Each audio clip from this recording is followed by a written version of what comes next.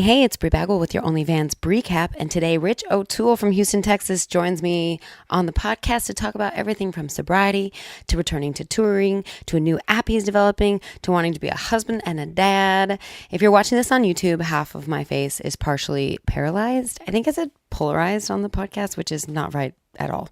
Or is it? For my dentist visit earlier that day. Super embarrassing, but Rich was kind and easy to talk to, which I expected after knowing him for about 15 years. Holy cow. And he even gifted me a pair of socks. Our conversation about alcohol is very important, honest, and much needed. Head to richotoole.com for all dates and music, and his 9th album, God is a Gentleman, is streaming everywhere now. How fitting to interview Rich O Toole on St. Patrick's Day. Love it. Also, stay tuned for a very special rendition of Marijuana and Jalapenos at the end of this episode. Enjoy.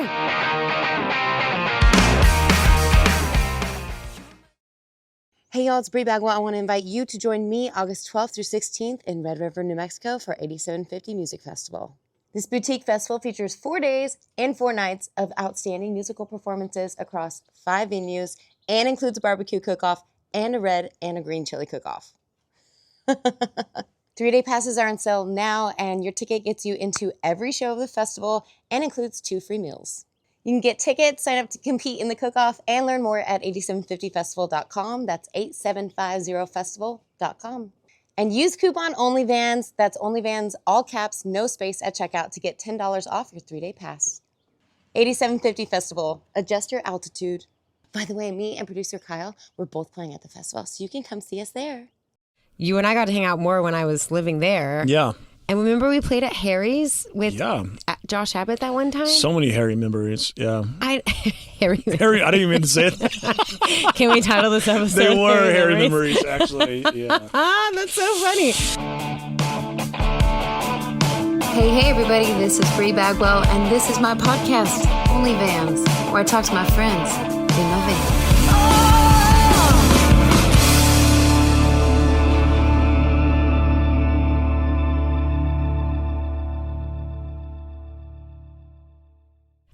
It's getting better, but it's like starting to tingle really bad. But my worst fear is that I'm going to start drooling. But if you're watching this on YouTube, I just had some dental work done, and they numbed my face, and now this whole side of my face is paralyzed, and I'm so embarrassed because my friend Rich O Toole is here. Oh, my God. And I already showed him my medical-grade compression socks. So now he's going to just think that I'm the worst. I'm sorry. Welcome. No. Hey. I think it's great. Well, thanks. Can you tell everyone what you brought me? Oh, they're right here. Oh, some socks. She got a gift. St. Patrick's Day. You booked an O'Toole on St. Patrick's Day. I know. I thought about that today. I was like, because I saw you had like we had like a cool, like flashy green top on in your Instagram story. I was like, I wonder if she's wearing like a outfit today or something. Well, I'm wearing no green. I know. I noticed. I was going to pinch you. You better hold that. I've had the last name O'Toole my whole life, so I get to like. You could have That's passed. the worst. Yeah. Yeah, you could have passed. You brought me a gift with green ribbon today. Okay. Yeah. Okay. I was carrying. Wait. green. I guess you are. How come I mean, I don't ever think of you as like being like super Irish. Like yeah, O'Toole's like a pretty Irish name. You have the most red beard. Like now that I think about it, you're like really doing it. You should do like a Irish. We try. Well, like an Irish festival. Like I want to get into that. Like every St. Patrick's Day, like a Rich O Toole fest. But it's just hard. As you know, it's hard to like. Yeah. Well, you just said in 2026 we have to be creative. We have to be creative. Yeah. We're always reinventing ourselves. That would be perfect, like a St. Patrick's Day for you. I love how I hate when people tell me, "Here's what you should do. You should do this," and I just did it to you. Yeah. No. Create more work. You're like, do you have $1 million I can borrow to make this festival happen? Exactly. Or like, you should put out more music or whatever. It's like. Yeah. I always say when someone gives me an idea, I always say like, "Yeah, sure. If you want to finance it, we'll do it." Okay. Cool. Yeah, sure. Write a check for $100,000 and I'll put on a little festival for you. It's great. Okay, that's a great idea. They immediately like, well, they start backtracking. Well, I just think that's so smart. I'm going to start doing that. Be like, give me that money and then I'll make it happen. Yeah. Holy cow! Well, I have a bunch of notes for you, but I feel like we won't even need them. But no, my God. I was thinking this morning about how you're an Aggie, and on this podcast, I talk a lot about how jealous I am that A&M supports their musicians so much. Do they? Yeah. I mean, I was talking to a girl that works at the Bryan College Station, like Cameron Chalmers, and she was like, "Yeah, we had a festival and there wasn't one Aggie on it." And I was like, "Why didn't you get like Keen and I Love It or me or somebody?" Right. And she was like, "We didn't really think about it." And so I'm like, you know who's really good about that is Tech. Like, Oh, dude, Tech is Bowen, really good. Pat Green, Abbott. William Clark Green, Flatland. Like, those dudes will just, it's all about supporting each other in tech. And Yeah. at College Station, I'm like, oh, thanks for texting me back, Gregor. Yeah. Well, and also, don't you think that those people, I mean, I feel like they always kind of are helping the next up and comer. Like, I remember Josh with Will and like Yeah. Will and Flatland, Josh and Flatland. Like, they're always like, come along for the ride. And I don't feel like, I always For felt, better or worse, they're really territorial too, which is Yeah. good because they're like, they want to see their own come up the success that they've built. Yeah. I don't know if College Station has that. Like, they do, but I don't know if there's like a meeting we go to or something. I know, or like, who's going to come for me at UT? Like, Matthew McConaughey is going to be like, Maybe I have a daughter that will do it. be like, come along. Me and Django talk about it a lot. Yeah, that's really interesting. But I lived in College Station for a few years, and you and I got to hang out more when I was living there. Yeah. And remember we played at Harry's with Yeah. Josh Abbott that one time? So many Harry memories. Yeah. Harry. Harry, I didn't even mean to say it. Can we title this episode? They were Harry Memories? memories, actually. Yeah. That's so funny. But those were the days when we could just go to Harry's RIP. I can't remember if Josh was playing and you were opening, and then I opened on that side stage acoustic or something. We used to do the side stage on like Wednesday nights. Yeah. I wish I would take it more seriously, and that's what like I want to talk about in the podcast. Yeah. Is like my 20s and even early 30s. I just thought it was a giant party, and that's like one of my things where I'm on like an apology tour, as like me and Blue Evanson say it. Like I have to go to all the buyers and agents, be like, "I'm sorry I partied so hard. I'm now taking this more seriously. Let's get a date." And I think that's like in College Station, we had so much opportunity because no one was doing it. Like when me and you were doing it Yeah. 15 years ago, there wasn't anybody doing it. Now there's 7,000 kids doing it.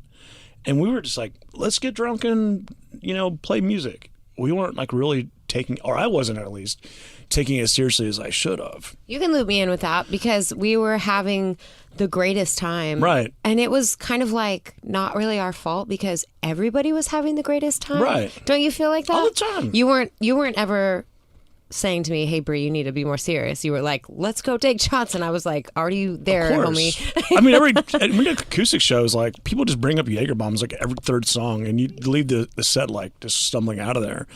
And now it's like, if I did that now, I would lose my career. That's kind of why I went sober too. I was like, I had to take this seriously now, or I'm really not going to have a career, in 5 years. So Yeah, or I think about how much I used to lose my voice. I'm really careful about my vocal cords now, which I used to not be as careful about that. But that's something that you grow and learn is taking care of your body and sleeping Yeah. and water. I mean, I don't even remember caring about water.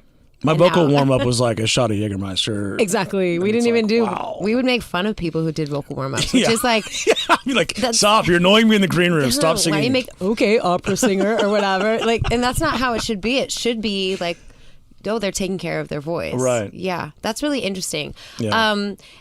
But we were also. It wasn't. I do want to clarify though. It wasn't that we weren't working hard because we were doing that we're too. working like really hard. It just And that is part of it. Part of that cycle, I think you're self-medicating because you are working so hard, and it is very fun. But it's not that it still wasn't really hard. No, like last year, I tried to quit because I got to a point where I couldn't get on stage and not have a panic attack if I wasn't using alcohol. I got to that point. I think I used alcohol so much to cure my stage anxiety that I was trying to do it sober, and it just wasn't working out. And so now I had to like train myself and practice, and I would go into like open mics in a different name and do side gigs that no one knew about to get on stage sober. And I was like, well, look, if no one's here and I bomb, I'm fine. And I had to like retrain my brain to get on stage without alcohol. That Because is I fascinating. relied on it so much. That is fascinating because it is a thing when you get nervous, you're not used to being nervous. So the fact that you get nervous freaks me out. Yes. Like, it's I so didn't know weird. how to get on stage without having a 4 or 5 Coors Light buzz. I didn't know how to. Yeah. And I tried it, and I was just shaking. And I just left the stage, came back, and I recall my agent being like, I need a break. I got to figure out how to do this normally with sober. And that's what like no one knew. I couldn't really write that on a post. And you know me, I failed every single way on running my social media. I do a great job on it with like the funny side. On like the post where I'm like, I need a break. Here comes a mental breakdown. It's like, no, it's not a mental breakdown. It's actually learning how to perform sober. And that takes time. That takes time. And you know what's so interesting is because I don't really like to drink much at all before I sing, for sure, anymore. But when I went on The Voice, I was shaking so bad. My hands were shaking. My voice was shaking. I couldn't control my voice. I totally bombed. I blacked out. And I was just like, I'd never probably performed without taking a shot of whiskey first. Like, 100%, that's crazy. We all did. Yeah. And I hate that. And so I talked to Tracy Bird, who he hasn't drank for a long time. And he told me that nerves are kind of part of what makes you feel alive. Yeah. And I thought that was so fascinating. I had to like confide in my mom about it too, and she suffers from major panic attacks, and she just said, Rich, your anxiety and your panic attacks means you're just excited about the show. Think of it as exciting. And I really did have to do a lot of shows that no one knew about to get back on stage. That's so interesting. Well, apparently it is the same exact chemical reaction in your body when you're excited as when you're nervous. It's the exact same reaction. So one of the voice coaches told me, just tell yourself, I'm excited, I'm excited, I'm excited. And I'm like, well, I'm trying, but I can't play guitar because my hands were going like this. Like, or you feel kind of weak and not vocalizing it. It was happening with me. It's still happening with me. I had a panic attack on stage last week, and you wouldn't have known it. I got through it, and then it was fine and went away. It usually lasts about 25 seconds, so I just count down in my head. Okay. And it's very tough, but this is a real job now. Yeah. It's always been a real job, but now it's like, I turned 42. It's like, I don't want to be 52 and not doing that. I understand. I commend you for that. I have a question because I hadn't had an actual panic attack until later in life, and probably when I stopped drinking as much too. Yeah. But I didn't know that they were, I know that they're real, but it's kind of one of those things that happen to other people and not me. Yeah. And when it happened, I was like, oh my gosh, I can't control it. It's a terrifying feeling. It's terrible. So what do you say? You count down? What do you usually only lasts like 25 seconds. So if you can get through that, and playing full band is a lot easier because like you can just turn your back to the crowd and act like you're rocking out and shake it out. Yeah. But when you're there just by yourself in acoustic guitar, there's no really stopping the show.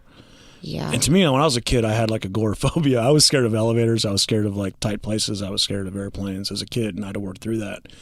But when I got to playing music, it's like I had my old buddy Jack Daniels as my parachute. Yeah. I didn't have to worry about it because you get a beer buzz. That's your parachute. You can get on stage and be like, well, I'm kind of a panic attack, but I'm 6 shots in, so it doesn't really happen. Right. And then I'm mad about something though because I got too drunk, and then it turns into me being sassy or something. Yeah. For me, it's I don't like the talking to people afterwards gives me anxiety more so than the performing. Yeah. And even my guys, we're all better when we're not drinking. Of course. That's 100%. It's so crazy. And then I look at some of the young people now. Isn't it weird? A lot of the young people are not drinking, which is great. Yeah. Good for them. They're actually not. The alcohol sales are down like 75%. Isn't that like we did? That was. I didn't even feel like that was an option. No. I still want to drink. And never say never, man. Maybe later on in life I can figure out how to just have a glass of wine with dinner. But I abused it for so long that it just became. That's really why I quit drinking. I was using it as medication, and I wanted to see if I could do it without it. Yeah. And I may take 2 or 3 years when I get to that point, then decide, hey, man, do I want to have a glass of wine before I go on stage or something? But yeah, it's tough. Yeah, I feel you on that. But I'm proud of you. How long has it been? Right now, only about 50 days. That's a lot. I went 100 days to see if I could do it again. Failed. After 20 days, I was like, nope. I was back to my kind of old ways. Did 100 days, failed. Now I'm back on 50. And what I noticed was I started getting panic attacks again. And now when I'm not drinking, I'm not getting panic attacks. So to me, it's like if I want to take this job seriously, I have to remain sober. And I'm rowdy Irish, kind of frat boyish when it came to like how I would drink.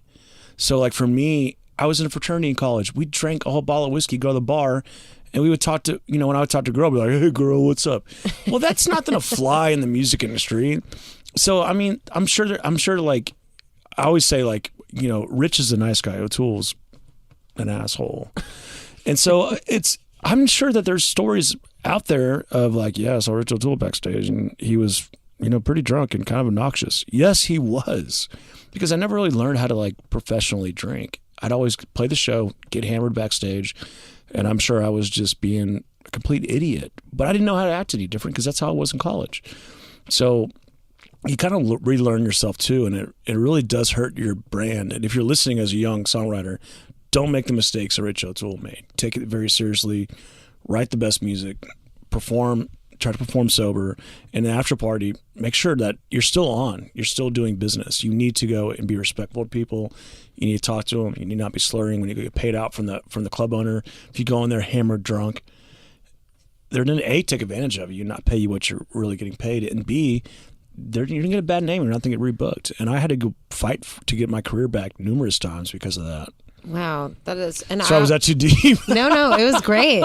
No, I was just thinking about another thing that didn't occur to me, but that I learned that I don't know if I've ever even said on this podcast, but there was a manager that came to a show once and said that they wanted to sign me or whatever, and that I took 3 shots on stage. Well, I was spitting them back in the beer bottle. Yeah. Probably 2 of them, at least, not all of them.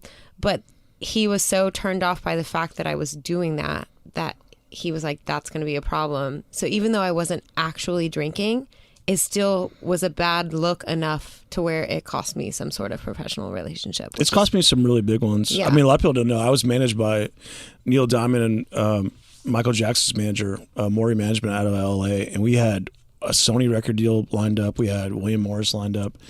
And I went to Vegas and I got kicked off the Southwest Airlines flight. Never made the news, thank God. And they just dropped my ass. And they're like, we don't want to work with a drunk. And I was like, I swear I'm not a drunk. I just partied too hard. I'm so sorry. And that was it. I lost it. And I look back and now they had some major things lined up for me. And this is about 9 years ago. Wow. And I was like, man, what if? But honestly, if I would have got away with it, I'd probably be in a position where my career would be bigger than it is right now. But if I never learned how to take it seriously or learn how to do it professionally without alcohol, I maybe could have been in a worse spot. Yeah. So I really needed to get my butt kicked and like learn a valuable lesson.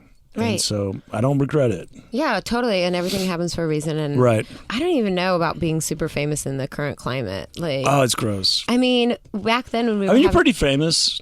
You know, I consider. So are you. Yeah, but I'd say like, I think you're in a sweet spot. I'm in a sweet spot. We're not like Taylor Swift where you got to like. You can't go to Target. Yeah, that would freak me out. Can't go to a restaurant. Right. I think that would be hard. I mean, I would take it if it came with a lot of money. Don't get me No, wrong. don't get But- me wrong. And I want it to happen. Yeah, me too. But I for think the right it would reasons. be hard. I think it Yeah. would be hard. Or there's a lot of things that if I got really famous, I wonder about all the things from my past that would come. You know, I don't know. It's just people are always digging for clickbait and trying to smear you. And that would be a little bit hard for me. And I agree that when you say that about the sweet spot, like I love my life. We can make money. We can still have a life. Yeah. You know, my RV, the slide out's broken currently, but I have a vehicle that I can tour around in and a cute dog. And wait, did you move? You moved to the hill country though. I did, yeah. Are you in Wimberley? Fredericksburg. Fredericksburg. Yeah, I sold my house in Houston, and it just got to a point where I just didn't want to live in the city anymore. Yeah. Yeah. Do you love it there? I do. I'm actually going to move again. I do, and I'll say this, and this is just like the God honest truth. I want to be a dad, and I want to be a husband one day. I really do. You know, I dated off and on. I didn't really take dating seriously, and there's just really not any single women in that town. Right. Yeah. So I think about making the move either to New Braunfels, Austin, or Fort Worth, just because I'm like, I do need to take this seriously if I want to be a dad. Yeah. And this is an invitation to, whatever. I'm just saying, there's really not. It's really a lot of retired couples. Yeah, there's a ton of single women, but they're there for a bachelorette party and they'll be gone on Sunday. They're you not. can't break that up. Yeah. Exactly. You're not making up a bachelorette party. They're not looking for forever. No. That's so interesting. Well, I want that for you. So where do we find that person, Kyle? Who do we know? Let's dig deep. I actually have a girlfriend that just moved to Austin that says she can't find any men either. So maybe I'll need to set you guys up for a I date. think dating needs to be like Yelp reviews, like we're just our Carfax, like it just shows you're like it's been, that'd be kind of bad. Not for me. I've actually been really good. One thing I'm really proud of is I've never cheated on a woman. And like, I've always been respectful and stuff. So, I mean, I think I would make a good husband. I just need to learn how to be a husband and be in the music industry too, because I've seen a lot of bad examples of that. Yeah, I know. That's a really tough thing. I've been lucky to find somebody that does it too, but at the same time, having the roller coaster of the music industry times two is also hard. Yeah. So everyone's like, "You're so lucky." I'm like, "I am," and I will die for that man. I love him so much. Yeah. But it is definitely it would be whenever I think about it or I think about my guys having wives and them going on the road, and when the show ends, and if I was ever sitting at home and he 2 hours passed, I'd be like, where are you? That does get a little bit hard if I was at home with a baby and he was super doing that. hard. Yeah. And there's girls out there too that just throw themselves at you all the time. And as a wife in your home, that's going on right now. You have to have a husband and a man that's very strong. And so, like, in a perfect world, I would want to find someone that would just tour with me and be like, hey, why don't you be in charge of the business side of it and let me perform, and we can just be on the road together. Okay, I love this. This is exactly, that's perfect. Yeah, because that way it's like there's no question about it. Yeah. You can have a little baby on the road. Yeah. And then Auntie you got a little baby on the road right here? I do. And you know what? I bought this RV for this baby, and it was the best decision I ever made. And I love the idea of touring, even the big guys, some of them tour with their families and stuff, and it keeps you grounded. It is weird, though. I don't have that.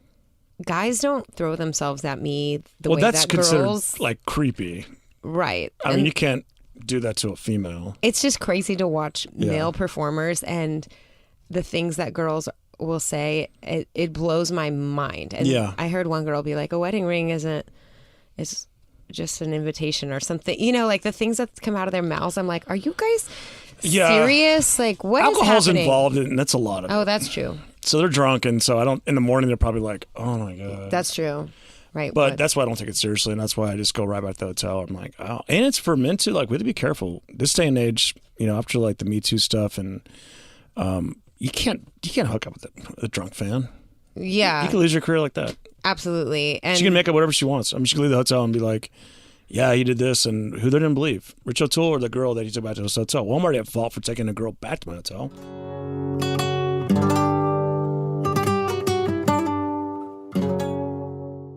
Hey, this is Bree Bagwell, and if you want to listen to this podcast early and ad-free, subscribe to my Patreon at www.patreon.com/Bree Bagwell. Howdy, y'all. It's Bree Bagwell and Whiskey, and I know you guys always support the people that support me, and this will be no different. So let me tell you about Deep Ellum Brewing Company. Born and raised in Deep Ellum, Texas, Deep Ellum Brewing Company has really made its mark in the beer world. Known for its flagships, Dallas Blonde and Deep Ellum IPA, they put boring beers to shame with a full lineup that is unapologetically not brewed to style. My favorite is Dallas Blonde, which I took home for the holidays and let my family drink it, and they drank it all. It's fine. So head over to deepellumbrewingcompany.com and open the beer vault and give your fridge what it deserves. You'll see why love runs deep for Deep Ellum Brewing Company. Available in Texas and Oklahoma. Side effects include severe happiness, and you must be over 21 and not a chihuahua. Please drink responsibly. Job, you did a good job. You did.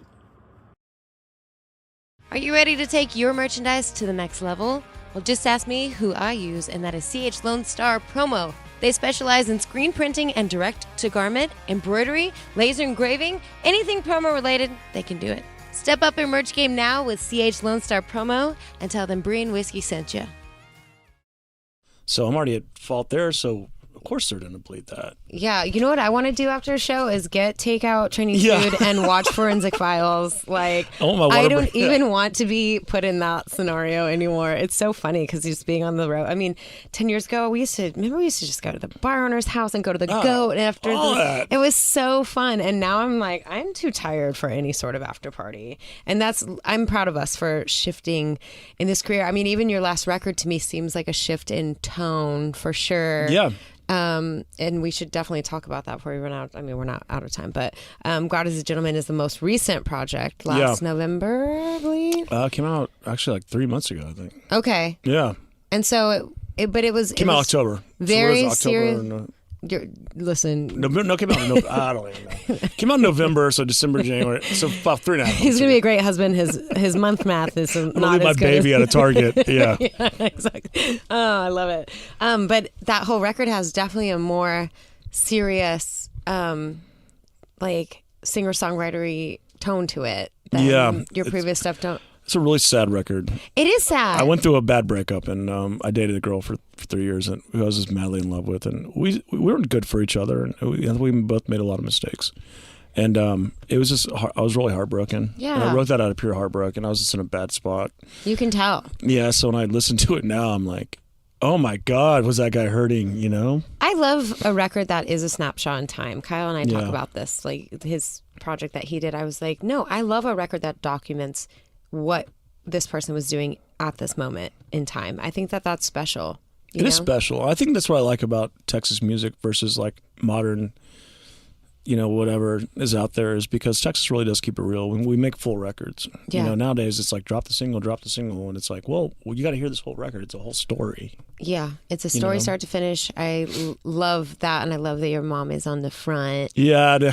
She's so cute. Funny. How is she doing? She's awesome. She loves you. I love her. I stayed at her house one time. Yeah. We had the best time, and I told her the next day, because she went to go somewhere and I was just at her house by myself, just going through. She made me this incredible dinner and breakfast, and then I said, I think I'm moving in with your mom. You should.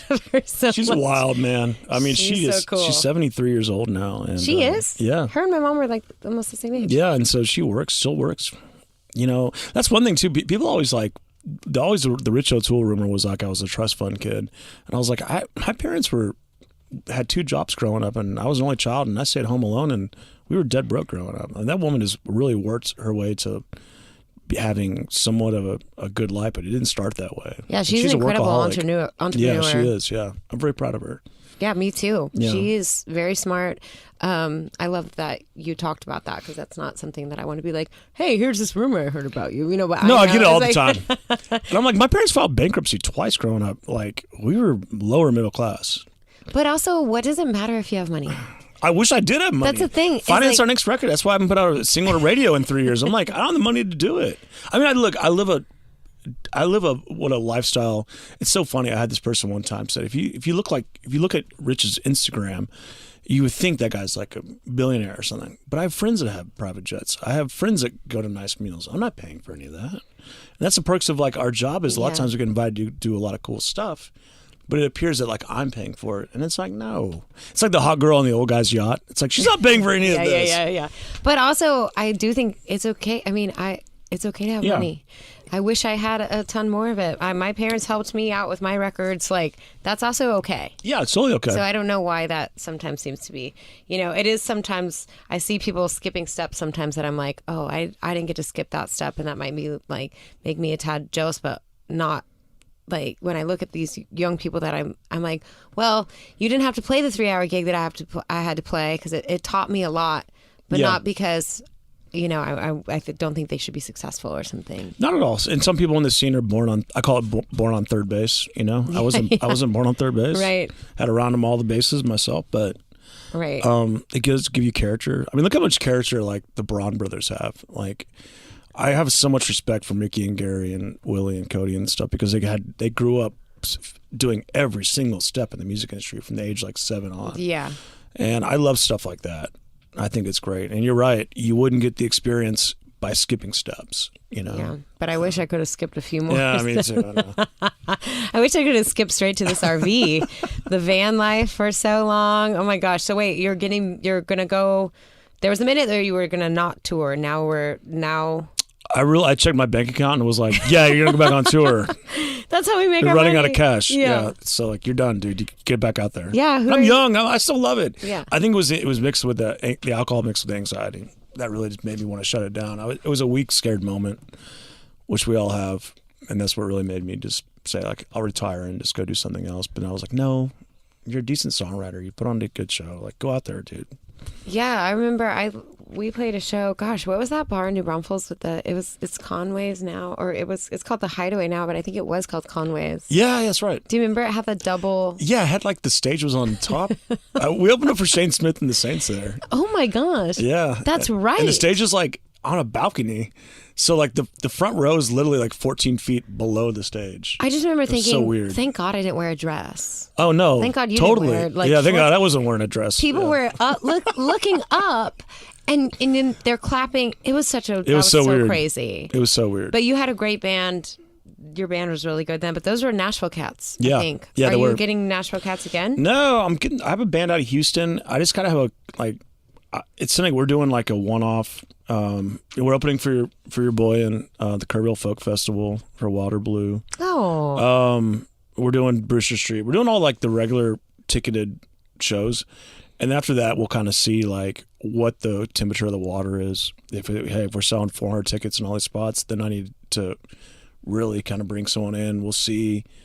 It's a hard business. It's like opening a restaurant or opening a burger stand again. Like, let's see how many hamburgers we sell. Okay, now I need more staff, or I need less staff, or let's figure out something. Right. And no one sees it that way, but that's really the truth of what we do, you know? Yeah, or I just sat down with my calendar yesterday at the airport, and I'm like, okay, I have this many tickets sold in this market, and then I have, 25 tickets sold in Tulsa. Okay, I got to like figure out how to sell tickets in Tulsa. Right. And that's a crazy thing to, and that it's still early, but still, it's like that might be where it ends. And having on your to-do list, sell tickets to Tulsa, and you're purely responsible for just figuring out that piece. It's so wild. And I don't have to sell tickets in the Woodlands. They do it themselves. So, but it never stopped. My buddy went to go work for Vince McMahon at WWE, and like on his resume or on his like job interview, they were like, all right, we're in Nebraska. We've only sold 11,000 tickets. The arena holds 60,000. Your job is to figure out how to sell 45,000 tickets in 4 days. Do it. I thought you meant WME, and you got it wrong. No, WWE, not WME. Got it. Like wrestling. Like wrestling. Yeah, okay. and so, it's a thing where it happens at every level. If you're X, Y, and Z, and you're playing an amphitheater that holds 60,000, they've only sold 200 tickets, your ass is grass, man. You better get out there and put up show posters, buy some ads, buy radio. The hustle never stops, and you have to make sure. I don't know. Are you doing Facebook? Are you doing social media ads? Those are so, to me. I don't know. I just had one today come in for a show coming up, and the ad results came in, and I had 400 ticket link clicks. And so I'm waiting on the buyer to tell me how many tickets that is, because sometimes I'll get a bunch of clicks and a bunch of tickets. Sometimes I'll get a bunch of clicks and no tickets. So I'm like, what is the, and I just wish that I had more answers as far as why is it not converting? Yeah. Or is it just a lie? Is Facebook just saying, here's your stats? And it's like, they take my money? I think that they just, like, honestly, it's not the people that we really want. I wish we could really concentrate on, like, people that actually listen to our music. Because you can do, like, tags. It's like Texas, country, Randy Rogers, Wade Bone. Like, you put in, like, the staples in your ads. And then, like, all of a sudden I'll get a follow, or I'll get a ticket link from somebody. I'm like, that person's never even gone to one of those concerts. It's some grandma or it's something. And I'm like, no, I need like targeted ads. And, Texas radio used to be really good in that direction. But now that it's so much Spotify based and so much internet and TikTok, that I don't really know who I'm selling a ticket to anymore. I know. And that's the scariest thing, and just not have control over your business like that. Or if record labels want the 18 to 24-year-old fan base, like, that's not my fan base. And I don't know how to get that fan base. And also my music they're not going to like it anyway. So then I just stopped trying for that. They're broke anyways. Go over to the 30-year-olds, man. My fans are rich. They all got money now. I feel like that's like the sweet. Yeah. Now it's like that. Yeah. I'm like happy to be 42 because I'm like, okay, the 52-year-old women come to my show, the 32-year-old women come to my show. They have real jobs. They buy merch. When we were like our early 20s, like, we're dead broke, man. I'm not trading you a koozie for a Coors Light anymore. Right. Yeah. Oh my gosh, I know. Sometimes I would look down and people would buy shots on the stage, and can I have the cash option? Like, I don't. Like, this is $80 worth of alcohol. Like, I don't want. But a lot of times people, that's what.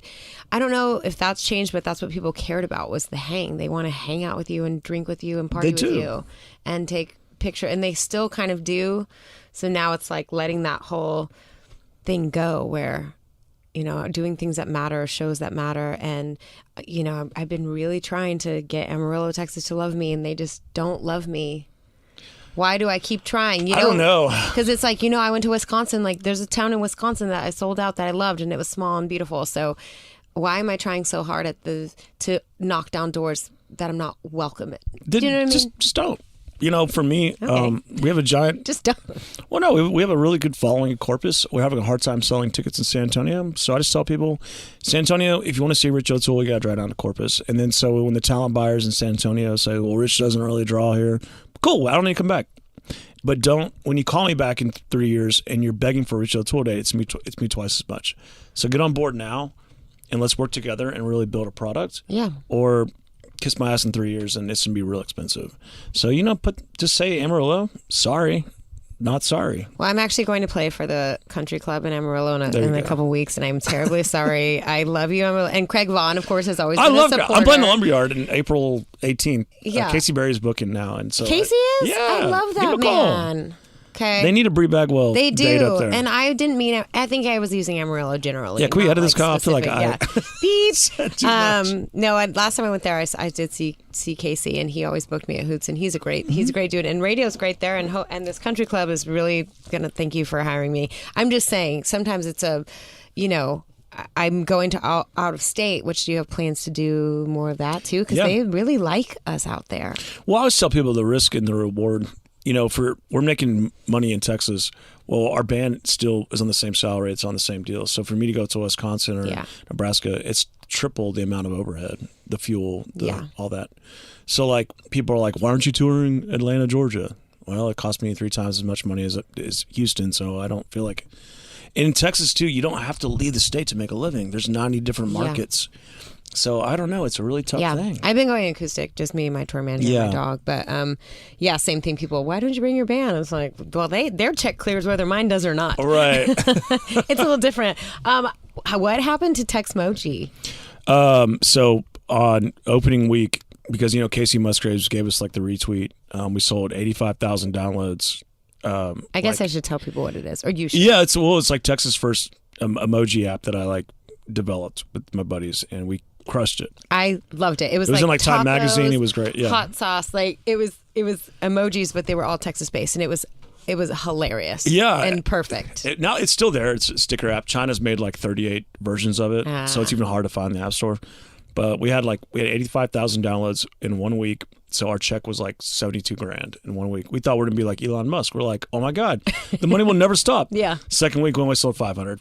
And then third week we sold 100, and we're like, and we're out of business. And okay, but that's good to. But it was cool, man. I mean, did you make your money back with development and stuff? I'm yeah, sure, we and did more. actually. Yeah, for sure. That and to create a cool product, I loved it. I thought that was so smart. For right now, we're doing that. I have an app coming out right now called the Taco Set List, and it's me on the iPhone. Don't laugh. And it's gonna track every single. It's going to track every single taco I eat on tour, and you can go and rank it, and it'll show on the map, and you have a login, so you can log in and you can try every taqueria I eat at on tour. There's a ranking system. Here, I'll show it to you. Okay, Rich, this is so smart because a lot of times we go and we just want a taco and we don't know where. This is so brilliant. So it has every single Mexican restaurant in the state of Texas already logged into the app. So you just type it in and it pulls up the app. It has a little fader in it. You can be like 6.9, 7.3. You write a review. And it has my review. And then it has all the fans, and so people can go there and they can make their own review and they can share it. And then it has my links to my music and tour dates. But when you're in that town, it connects the tour date with the taco ranking, so people can get on there. That is so smart. So it's a lot of fun. We would love Brie Bagwell to be on there too. I would love to go. I will try the tacos because I trust your taco opinion, and I don't have. Paul jokes, I don't know what it is. I always pick the worst places to eat on the road. Paul's really good at it. I'm really bad at it. So if I could just have a cheat sheet, that would be awesome. Yeah, so it's called the Taco Set List. It'll come out, I think, in a couple weeks. Really? Yeah. It's already, oh my gosh, congrats. I'll show you the beta. When we get off the air, I'll show it to you. It's pretty cool. Okay, that's hilarious. I always wanted to do something like that, but just a bathroom ranking because... being a girl, but now I have the RV. It's not as bad, but I mean, I would just kill to know where the good bathrooms are across when you're on the road. I think my team can develop that for you. Okay. We should do Bree's bathroom ranking. Bree's bathroom rankings. And have your own app that has your tour dates and you just rank bathrooms for females. Be like, don't go here. There's urine on the floor. It's terrible. It's so gross. And now, now we base our stops around good bathrooms. Like that's just what we do. Well, now you bring that up, and I'll say this, and I've wanted to say this for like a long time, and this is just a kudos to you. I mean, if you're listening back home, being a female in the Texas country genre is 10 times even harder than it is being a male. And the only reason I say that is because I've always advocated for, you see a festival, there's 38 males, 1 female. And it's like, man, y'all even have it harder in this scene. It's like, if you need anything else to go more wrong, y'all even have it harder. So it's like, the bathroom. Really support females on the road, Well, you always have been my cheerleader, and I appreciate it. And I was in a Rich O Toole music video, if you did not know that about me. With Bun B. With Bun B. Yeah. And you did a cover of a Beyonce song, which I was saying you must not know about Brie for a long time. Know about Brie. And we did a music video. We didn't really know each other. No, that not well. really. You just asked me to come do it, and then I was like, "Is that Bun B?" And we had the best day. Yeah, it was cool. Yeah. I love that. Okay, well, anything else we need to know about you? Because I'm so proud of you. You're incredibly vulnerable with your life, and I think it's important because we all go through it, but a lot of people just kind of gloss over the highlights on social media, and that's probably a lot of the problem with social media. And a lot of even young girls come up to me, they say, "Oh, it's so hard, and it doesn't seem like it's that hard for you." And I say, I try to be incredibly open about how hard it is, but for some reason that's not what is showing everybody. Or my team will sometimes say I have an overall negative tone. I need to dial Really? it Who back. says that? I think it's great. There's sometimes when I get in a funk or when I get down, I get it. where I'm like, this is dumb and I want to throw in the towel. And, or if like, I don't have any shows this weekend, and I told Paul, like, nobody loves me. And he's like, you take a weekend off. Like, you need it. Yeah. That's what I wanted.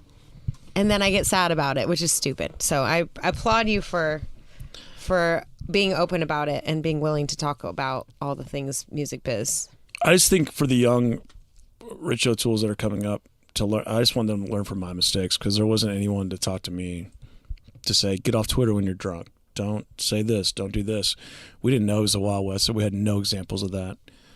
So use my failure if you're watching, if you're coming up as a songwriter and making a career out of this. Use all of my failures as a guide, because we didn't really have a guide. That's true. We just kind of figured it out. Yeah. It's really interesting when people ask me. I told Paul I'm like the Ask Jeeves of the music industry. Yeah. And nobody knows what that is. Thanks for laughing. I love SGs. But I'm like, people are like, who should I use for radio promotion? How do I put out a single? Who's the booking agent at so-and-so? I'm like, everyone just asks me across the board, whether they're new or whatever. And I appreciate that. But sometimes I'm like, I had nobody to ask. We started so young. I started when I was 22. And yeah, same. So it was like, we were thrown in the fire as like just young. Yeah. People are like, you've been doing this for 20 years and you're only 42. I'm like, yeah. Because I started like right out of college, man. So yeah. Well, I think you have a long way to go, and I'm so proud of your You next too. chapter. I'm super excited for you. Thank you. I'm still Thanks your for biggest coming fan. to me. I feel really embarrassed that half my face is polarized. I wonder if I don't want AI for music, but maybe it could just fix this half of my face. Yeah. No, it shows that you're vulnerable. It shows that you're a human being. Well, yeah. I got $600 vulnerable at the dentist today. So richotoole.com. Yep. Follow on all the things, and the taco app. What's it called? The taco set list. The taco set list. TacoSetList.com. Coming your way. Yeah. Thanks, my friend. You're Thank amazing. you. Thanks, Kat. This comes out 420. Y'all want to? No. Marijuana and jalapenos are our two favorite things. They both Loop make it in. food taste better. They both drive you insane. All the Mexicans always got them. And the gringos the same. And marijuana and jalapenos are my two favorite things. I remembered it all. That was pretty good. Release it. People will talk behind your back these days. God is a gentleman and Mary is a saint. Nurse, come quick, I'm about to